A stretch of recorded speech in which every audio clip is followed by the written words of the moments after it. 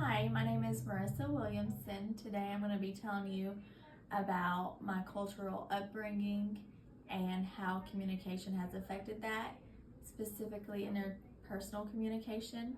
Before we go that far though, I am a political science major, and a fun fact about myself is I have swam in the ocean during a hurricane.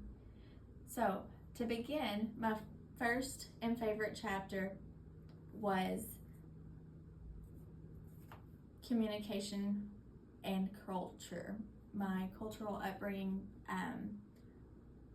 has really impacted the way I communicate, and this chapter forced me to expose the skeletons in my closet, and so I really like that it forced me to hone in on things that I didn't realize were still affecting my adult life. With that,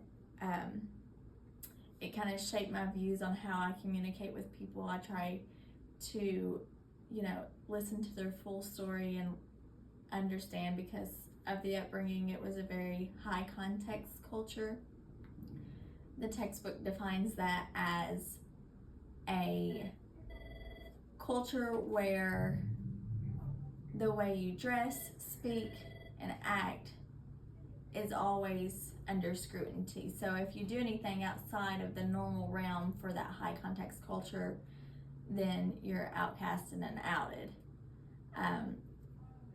Another part is, with this chapter, it talks about transactional communication, where one person is the message sender and one is the receiver, but there's other noise in the background that impacts the way you register that in your mind.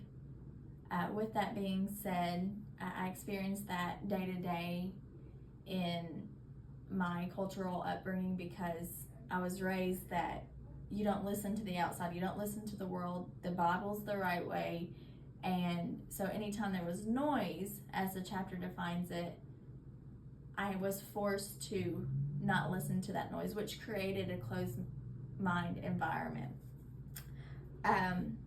It was so high context that I couldn't even wear shorts during the summers, to give you an idea. A goal for this class is to apply what I've learned to my everyday life. And then my least favorite chapter was language is symbolic, because I felt like there could be a better use of chapter space for this. This chapter specifically went too in depth on things that I didn't feel like was the highest priority. The theory of abstraction is one where that means that what you say, you need to use it in a specific timing depending on the transactional communication. There's a time and place for everything, and so what you say in different moments can impact the outcome of the conversation. And I also talked about convergence, and with my religious upbringing, anything that was not biblical was not right. So when we were arguing or debating something, I'm going to turn off my timer. When we were debating things, then if you were to say something about a Bible scripture, it was automatically like you were the winner of the debate. So that convergence of using that, what you know will work, increased your credibility. I found that I'm an analytical communicator. I like hearing the full spectrum of the conversation before I impose judgment. I just feel like it creates a large room for miscommunication when you don't get the full picture on things.